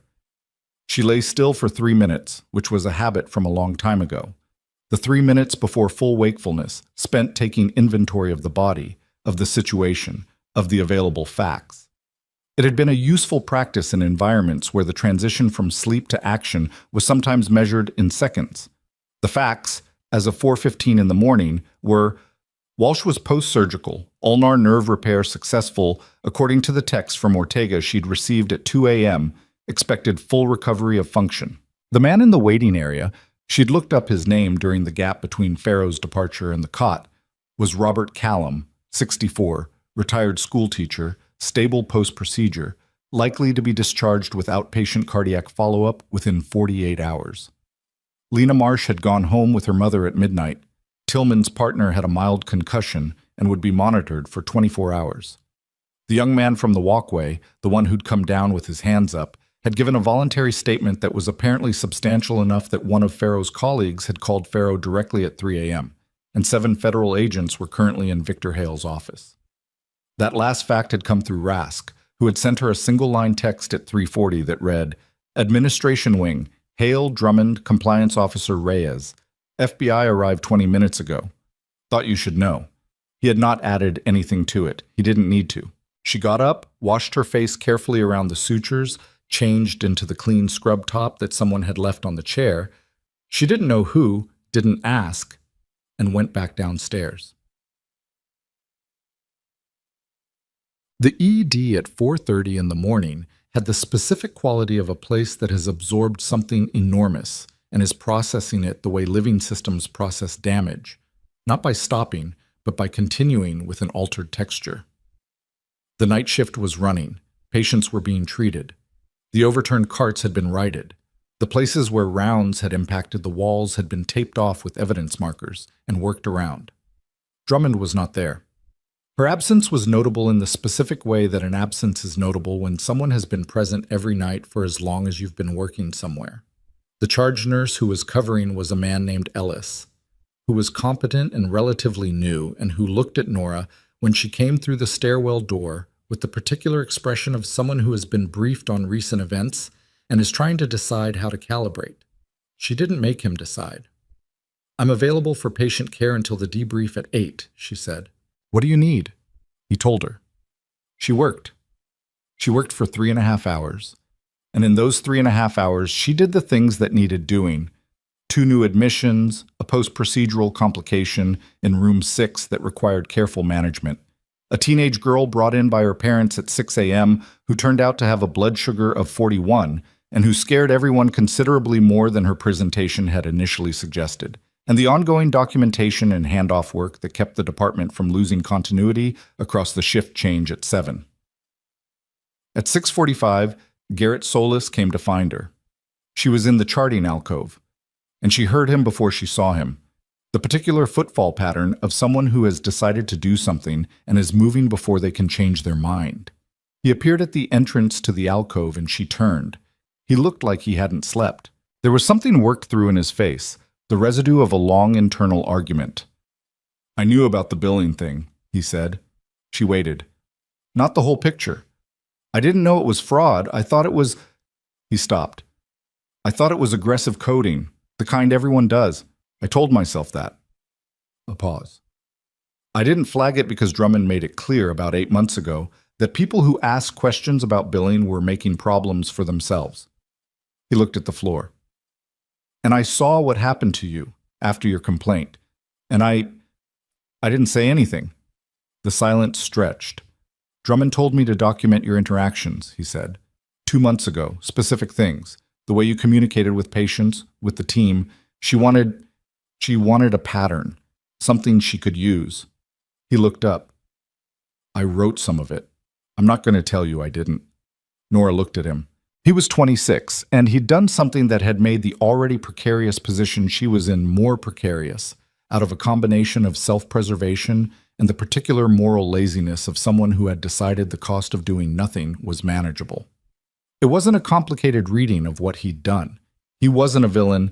He was someone who had made several small choices in the wrong direction and was now standing in front of her with the weight of them visible on his face. "Are you telling me this so I'll tell Pharaoh it was voluntary disclosure?" she said. He flinched. "I'm telling you because it was wrong, and you're owed knowing it." She considered. "Pharaoh already has the documentation. Whatever you wrote is in the file." She paused. "If you go to her before she comes to you, that matters, for what it's worth." He nodded. He left. She turned back to the chart she'd been filling out. At 7:15, Victor Hale was escorted out of the hospital's administrative wing. She didn't see it directly. She heard about it within 4 minutes through the specific information velocity of a hospital during a crisis. The way things moved between staff members without any formal announcement, faster than any communication system the administration had ever designed. Hale had been the chief administrative officer for 6 years. He was 53, well-dressed, the kind of institutional fixture who had been in the building long enough that his presence was structural. People ordered their understanding of how things worked around him the way they ordered it around a load-bearing wall. He had been, by the accounts of people who'd interacted with him directly, consistently pleasant, reliably political, and apparently very comfortable with the financial arrangements he'd spent 6 years constructing. He walked out with 2 federal agents at his shoulders and did not look at the nursing station as he passed through the corridor adjacent to it. Phyllis Drummond came out 10 minutes later, and she did look at the nursing station. She looked at it the way people look at things they are trying to memorize. And then she looked at Nora, who was standing at the far end of the station and had not moved. The look that passed between them was not satisfying in any clean way. Drummond's face was not broken or collapsed or diminished. It was the face of a woman who had made choices over a long period and had just arrived at the place where those choices became visible to people with the authority to act on them, and who was calculating, even now, what was still possible. She was 61 years old and had spent 30 years building an understanding of how institutions worked and how to make them work for her, and that knowledge didn't vanish because federal agents had arrived. But the look she gave Nora had something in it that 14 months of daily dismissal had never produced, something that understood now what it had been dealing with. Nora held her gaze until Drummond looked away first. Drummond walked out. The debrief was in a conference room on the 3rd floor that had been commandeered by Pharaoh's team at some point before 6 a.m., and now contained 4 federal investigators, 2 people from what Pharaoh described as a Special Operations Liaison Office, Rask and Nora. She gave her statement in full. 3 hours, no significant breaks. She started at the beginning. The restock in Trauma Bay 3, the break in the stairwell, Walsh, the incoming trauma from the multi-car accident on Route 9, and she moved through it in sequence, the way she'd been trained to report, the way she'd spent years learning to do in debrief rooms that were smaller and less climate-controlled than this one. No editorializing, no interpretation, what she saw, what she did, what she assessed, what she decided, and the order in which those things occurred. When she got to the section covering the communications panel in the trauma corridor, one of the federal investigators she hadn't been introduced to looked up from his notes and said, "You used a backup emergency terminal that most staff aren't aware of." "I found it in my second week." "How?" "I was looking for a faster route between medication storage and the monitored bays. I found a maintenance corridor. The panel was in it." She paused. "I checked it because equipment in unmarked panels in hospital corridors is usually either communications infrastructure or emergency systems, and either one might be relevant if something went wrong." The investigator wrote something. She didn't try to read it. Farrow guided her through the employment file section afterward. The billing complaint, the sequence, what she'd observed, who she'd told. Nora recounted it precisely. The specific upcoding practices she'd noticed were not complex. They were the kind of thing that became visible if you were doing documentation carefully and happened to look at the billing codes alongside the actual procedures documented in the charts, which she did because she was thorough, not because she'd been looking for fraud. She had simply noticed what was there. That was, she thought, perhaps the most accurate summary of the entire 14 months. During a brief break around 11 a.m., Rask came to stand beside her at the window. The city outside was bright and unremarkable, the kind of ordinary morning that feels slightly wrong after a night that wasn't ordinary at all. "You should know," he said, "that your service record is going to be part of the public incident documentation. Not the classified components, but the operational history, rank, commendations." She'd known this was coming. She'd known it since the moment she'd recognized his face in the red emergency light. "I know. There's going to be press." "There's already press. I saw the trucks from the third-floor window." He was quiet for a moment. "When you left," he said, and stopped. She waited. "When you left, we were told it was medical separation, that something had happened on the last rotation that made continued service inadvisable."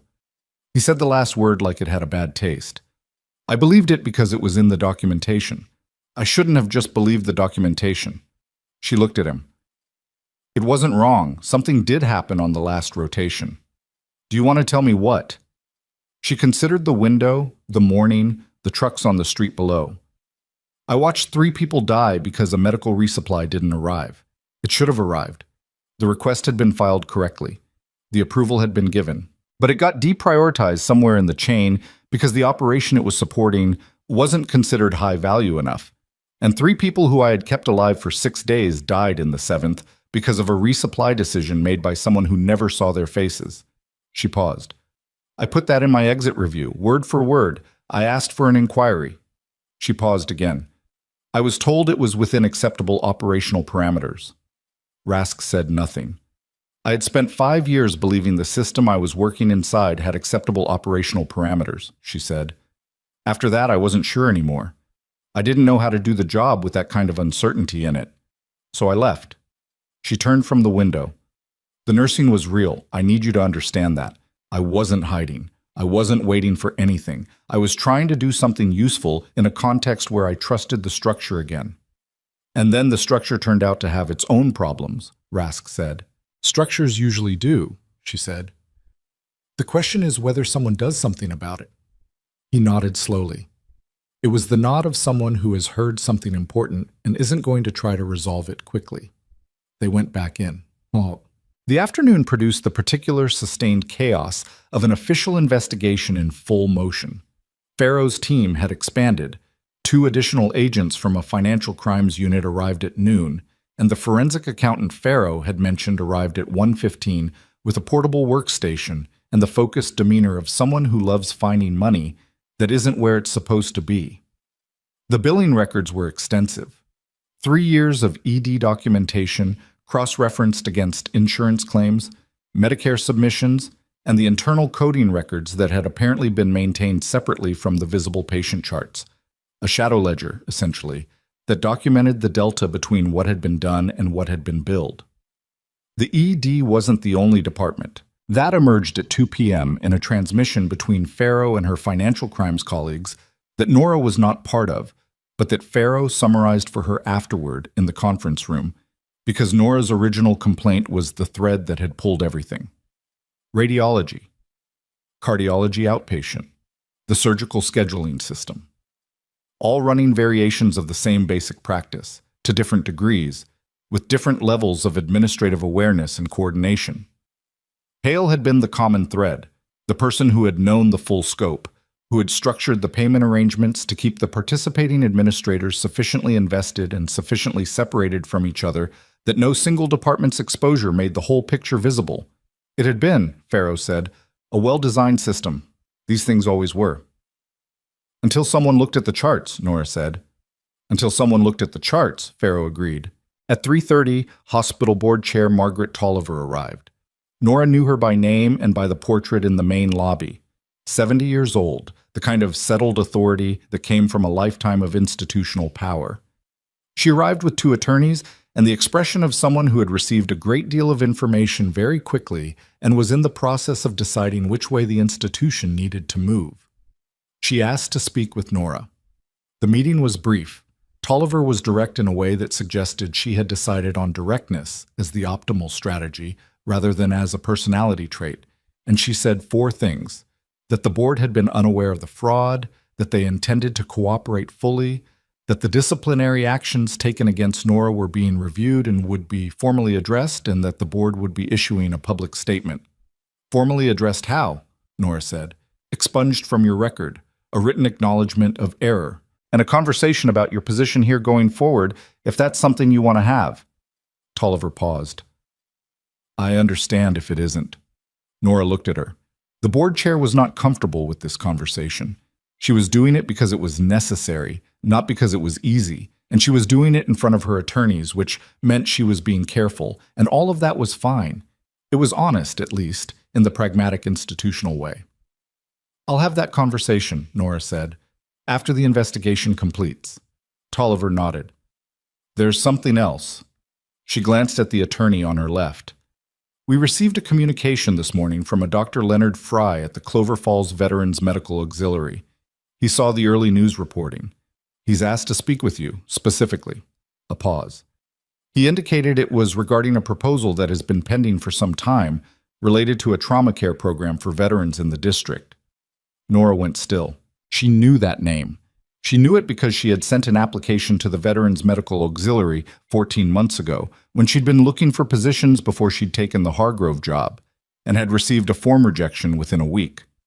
She had attributed it to the gap in her record, the years between her service discharge and her nursing certification, which were hard to explain without explaining things she hadn't been ready to explain. He received the news coverage, Tolliver said. He said, and I'm quoting from the message, that he believes he may have made an error in judgment with regard to a previous application. Nora absorbed this. A previous application, which meant the rejection had been based on the record, and the record, which she had spent 4 years allowing to remain incomplete and unexplained, had apparently just explained itself in front of several television cameras and a federal investigation. She thought about the 3 minutes every morning, the inventory of facts, the available options. She thought about what she'd told Rask about the last rotation, about the acceptable operational parameters, about the uncertainty that had made her leave. She thought about Robert Callum in the waiting area, his hand on his chest, Marcus keeping 2 fingers on his wrist. Tell him I'll call, she said. Tolliver nodded. The attorneys made notes. The conference room door opened and Ortega leaned in. Farrow wants you, she said to Nora. Something's come up with the Bay 7 patient. His attorney just arrived. Nora stood. The attorney who had just arrived, Farrow explained this in the hallway outside Bay 7, quickly, because there wasn't time for preamble, was not the court-appointed type or the ambulance-chasing type. She was a woman named Harriet Voss out of a firm in Las Vegas that specialized in, among other things, federal cooperation agreements. Her last name was not a coincidence Nora found amusing. She's here because the man in Bay 7 has decided he wants a formal cooperation deal, Farrow said. He named 4 people in the network last night in a voluntary statement. Now, with counsel, he's prepared to give us 14. She paused. The 4 he gave us last night are already in custody. The 14 he's prepared to name include 2 individuals at the state level. Another pause, with a different weight to it. One of whom is a licensing board member for the Nevada State Board of Medical Examiners. Nora went very still. Farrow met her eyes directly. The board member's name is in the cooperation agreement. It is also, and this came up in the financial records review this afternoon, which is why I'm telling you now rather than after the formal debrief, connected to a pattern of license reviews and complaint investigations over the past 4 years. Reviews that were, in several cases, initiated against healthcare workers who raised concerns about billing practices in facilities connected to the network. Pharaoh's voice was steady, the way a person's voice is steady when they are being very precise about something. Your name is not in those files, but 3 other nurses are, and the pattern is clear. The hallway was quiet. From inside Bay 7, the steady rhythm of the cardiac monitor. Nora looked at the door to the bay, at the man inside it who had started all of this by getting shot and brought here, and who had made a decision to talk, and who had no idea that the information he was in the process of trading had tendrils she hadn't expected and couldn't fully see the shape of yet. The licensing board member, she said carefully. What was his connection to Hargrove Memorial specifically? Pharaoh opened her mouth, and from inside Bay 7, the cardiac monitor alarm changed pitch, not to the arrhythmia alarm, not to the rate alarm, to the flatline tone. Nora was through the Bay 7 door before the second alarm cycle completed. The man in the bed, Dario Reeves, 29 years old, 2 gunshot wounds to the torso, stabilized and cooperative and apparently in the process of being very useful to a federal investigation, was in VFib. The monitor confirmed it in the first half second. Not a lead disconnect, not a positioning artifact. The waveform was unmistakable. She hit the code button on the wall and got her hands on his chest. Pharaoh had the good instinct to stay in the doorway and not crowd the bay. Ortega, moving faster than expected, was already pulling the crash cart from the corridor. Nora was counting compressions when Dr. Suresh, the surgical resident who'd taken Walsh's arm to the OR 10 hours ago, who was apparently still in the building and would need to sleep at some point, came through the door at a run and read the monitor in one glance. How long? Suresh said. 30 seconds from alarm. I was right outside. Nora kept her rhythm. He was talking 90 seconds before this. Suresh pulled the defibrillator. Shockable rhythm? V-fib. Yes. Charging. A pause. Clear. Nora pulled back. The shock hit. She watched the monitor. The waveform stuttered, reorganized, and produced something that was not normal sinus rhythm, but was not V-fib. V-tac, Suresh said. Still shockable. Charging again. Second shock. This time the monitor settled into something recognizable. Irregular, bradycardic, but organized. Nora went back to the chest. Checked his pulse manually. Weak, present. He's back, she said. Suresh was already on the phone, calling the cardiology fellow, rattling through vitals and history with the clipped precision of a resident who'd stopped being gentle with phone calls sometime in her second year. Ortega was pushing amiodarone.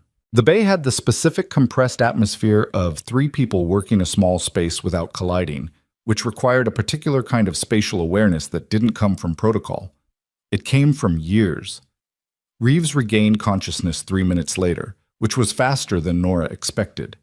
He came up confused, the way cardiac arrest patients came up, disoriented, frightened, asking questions that didn't sequence properly. She kept her hand on his wrist where she could feel his pulse and answered the ones she could answer. You went into cardiac arrest. You've been resuscitated. You're in Hargrove Memorial. What? Don't try to sit up. The cardiology team is coming. His eyes found hers and did the slow focus thing of a person who is placing themselves in relation to a face. You're the nurse, he said, from before. Yes. A pause, long and effortful. You brought me back. We brought you back. Don't move. The cardiology fellow arrived. She handed off cleanly, stepped back, and let the room fill with the people whose specific job it now was. She was aware of Pharaoh still in the doorway, watching, and of the particular reconfiguration of facts that had just occurred. A cooperation witness who had nearly died in federal custody, in a hospital that was currently under federal investigation, within minutes of naming 14 people in a trafficking and fraud network. That was not a coincidence she was going to leave unexamined. She stepped out into the hallway. I need to know who has had access to this bay in the last 2 hours, she said to Pharaoh directly. Every person who came through that door, staff, federal, everyone. Farrow was already on her radio. The answer came back in 11 minutes, and it was not complicated. A hospital pharmacist named Glenn Ostrowski had entered Bay 7 at 2:43 p.m., documented as a routine medication verification check. He had been in the bay for 4 minutes.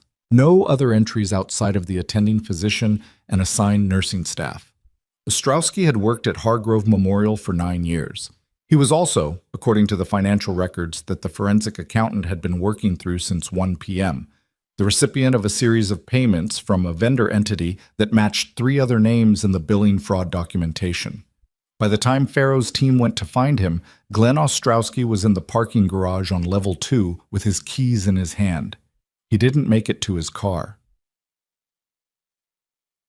Easy. The next 72 hours were not clean or quick or anything resembling resolution in the way resolution looked in places designed to provide it. They were the particular sustained grind of a large federal investigation intersecting with a hospital administration in the process of being dismantled and rebuilt simultaneously, with the ordinary business of emergency medicine continuing underneath it all because patients did not pause for institutional crises. Victor Hale was formally charged on the 3rd day: federal fraud, conspiracy, obstruction. His attorney issued a statement. The statement was the standard architecture of statements issued by people in serious legal trouble who have not yet decided to cooperate, measured, procedural, communicating that his client intended to defend himself vigorously while communicating nothing else. The charges were public. The amount was public. $4.7 million over 3 years, revised upward from the initial estimate. Phyllis Drummond was charged separately 2 days after Hale. Obstruction of a federal investigation, conspiracy to commit fraud, and a 3rd charge that Farrow described to Nora in the conference room on the 4th day as retaliation against a protected healthcare whistleblower, a federal offense that carried its own weight independent of the fraud charges, and that had Drummond's attorney filing a motion within hours that was denied within hours after that. The compliance officer Reyes cooperated early. His cooperation produced documentation that filled in the sections of the shadow billing system that the forensic accountant hadn't yet been able to reconstruct. It also produced the connection Farrow had been about to explain when the monitor alarm had cut her off. The licensing board member, a man named Curtis Vance, who had been functioning as a kind of institutional insurance policy for the network, not a primary actor, an operator, someone who could slow-walk complaint investigations, delay licensing reviews, create bureaucratic friction for the healthcare workers who asked inconvenient questions. Vance was arrested on a Wednesday morning. The Nevada State Board of Medical Examiners released a statement that afternoon acknowledging an investigation into board practices and suspending 3 pending cases pending review. 2 of those cases, Farrow told Nora, involved nurses whose situations bore a structural similarity to what had happened at Hargrove Memorial. Not identical, similar enough to matter. Ostrowski, the pharmacist who had entered Bay 7, had introduced a short-acting agent through the IV line during his 4-minute visit, something that should not have produced the cardiac event it produced in a patient whose history he had access to. He was charged with attempted murder in addition to the fraud-related charges. His attorney was going to have an extremely busy year. Reeves survived. Transferred to a secured facility for his recovery on the 5th day, with the cardiology fellow's discharge summary, noting that he had experienced a significant cardiac event with full resuscitation and should be monitored long-term. The 14 names he gave in his formal cooperation agreement went into federal documentation that Farrow described, in the careful language of someone who couldn't say too much, as productive. Nora was not part of most of those developments directly. She was a witness, a protected one, and her role was to give accurate information and then wait for the process to do what it was built to do. The waiting was its own kind of hard.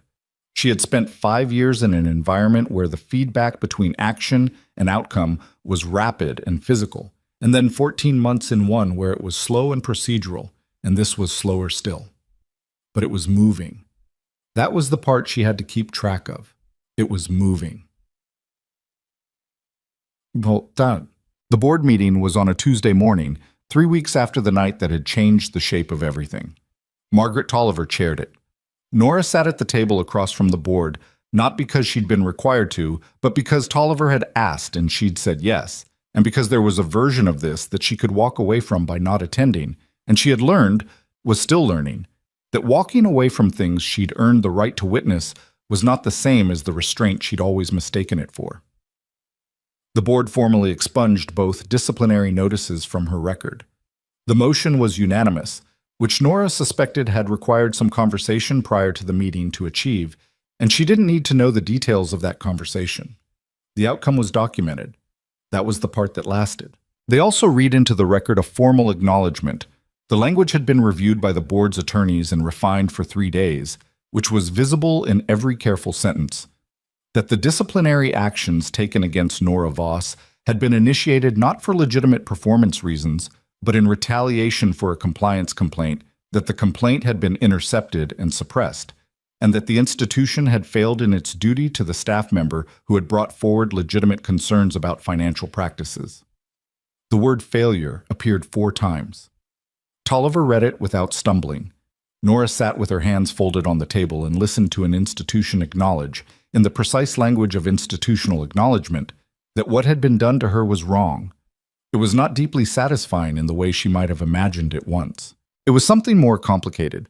A mixture of vindication and the awareness of what the vindication had cost, and the knowledge that the document being read into the record wouldn't give back 14 months of mornings in the stairwell with a cold cup of coffee. It was real, and it was right, and it was not enough, and it was still something. Those things could all be true at once. She'd had enough experience with the space between right and sufficient to hold them. After the formal session, Tolliver stayed. "The proposal from Dr. Fry," Tolliver said. "The Veterans Medical Auxiliary Program. I spoke with him last week." Tolliver waited. "It's a trauma care coordination program," Nora said. "Veterans in the district who are navigating civilian healthcare systems after service. The specific gap he's trying to address is the transition.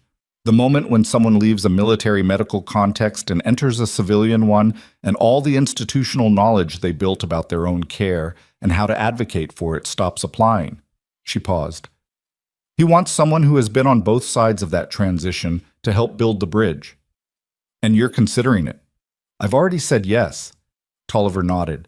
There was something in her face that might have been relief, or might have been something closer to respect, and Nora found that she didn't particularly need to identify which one it was.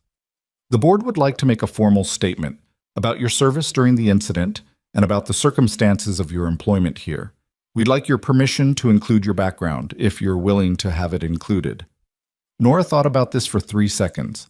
For 4 years, she had held the military record at a specific distance, not from shame, from the knowledge that once it was visible, it changed how people saw her, and she had wanted to be seen for what she was doing, not what she had done.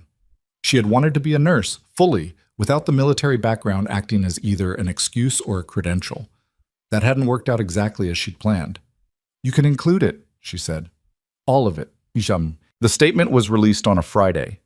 By Friday evening, it had been picked up by 3 regional outlets and 1 national one. And by Saturday morning, Nora had 17 missed calls from numbers she didn't recognize, and 1 from a number she did, her sister in Portland, who had seen the coverage and whose voicemail lasted 4 minutes and included the sentence, "Nora, why didn't you ever tell me?" spoken in a tone that was equal parts exasperation and the specific love of a sibling who is finding out things about a person they thought they knew. She called her sister back. That conversation lasted 45 minutes and covered things that had not been covered in 4 years of occasional calls. And it was not comfortable and was also one of the better phone calls she'd had in longer than she could easily calculate. Rask called on Saturday afternoon. "You're going to be offered things," he said.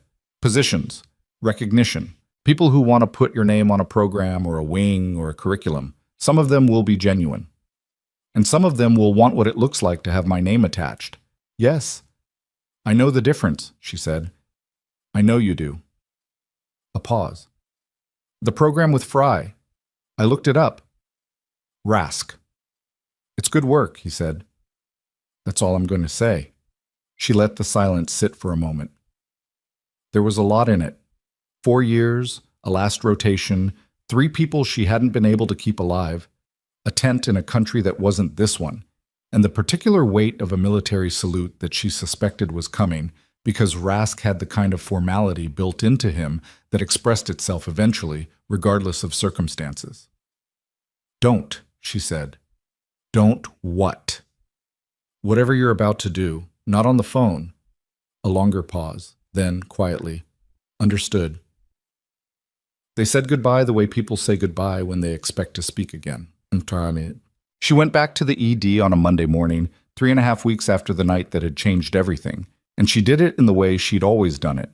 Through the back entrance, scrubs, ID badge, the familiar smell of antiseptic and floor cleaner, and the particular human density of a place that was always running. Ellis was at the charge desk. He looked up.